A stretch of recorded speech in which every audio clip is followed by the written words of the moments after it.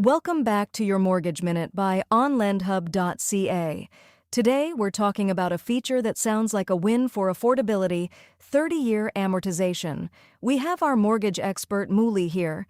Is the lower monthly payment actually a smart move, or just an expensive way to stretch the debt out longer? Mouli, can you talk about this? It can be either depending on the borrower.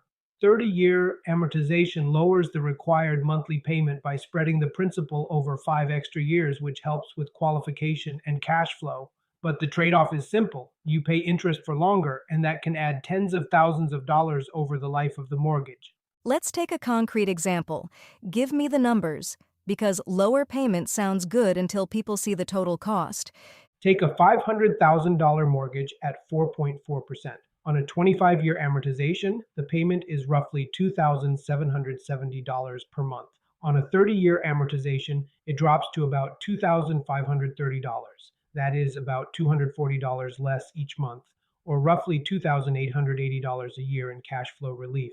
But over the full amortization, the borrower can pay around $50,000 more in total interest, depending on the exact rate and payment frequency. So the monthly savings are real, but the long-term cost is also real. Who is 30-year amortization actually for? Use this framework. If the goal is access, 30-year amortization can make sense. If the goal is optimization, it is usually the wrong default. It works best for first-time buyers who need to qualify, new build buyers managing higher carrying costs, or households with clear income growth ahead. It is less attractive for buyers who already have strong cash flow and could use a shorter amortization to build equity faster. Can you walk through a second example, maybe for a Toronto buyer trying to stretch into the market? Sure. Picture a $700,000 insured mortgage at 4.25%. On a 25-year amortization, the monthly payment is roughly $3,820.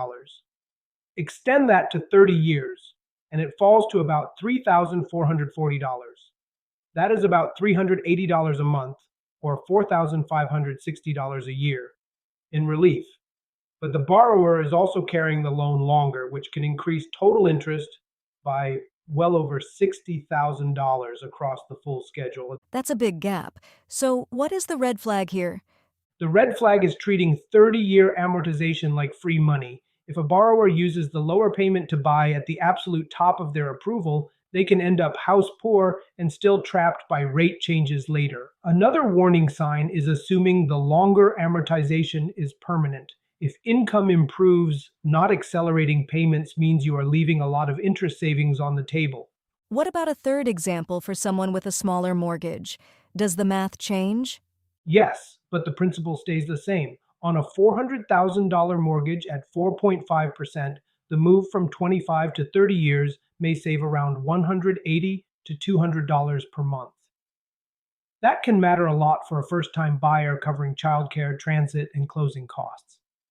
But if that same borrower later increases payments by even $100 a month, they can claw back a meaningful amount of amortization and cut the extra interest cost substantially. So how should listeners decide quickly? Use two decision rules.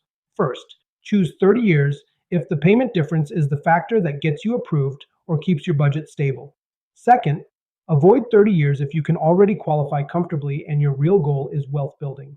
A practical middle ground is to take the longer amortization for flexibility, then set an annual prepayment target or increase the payment once you have a few months of reserve built up.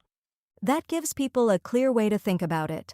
The key takeaways are that 30-year amortization can improve monthly affordability, it can also add a meaningful amount of lifetime interest, and the right choice depends on whether you need access, flexibility, or long-term efficiency. That's all for today. See you in the next episode of your Mortgage Minute by onlendhub.ca.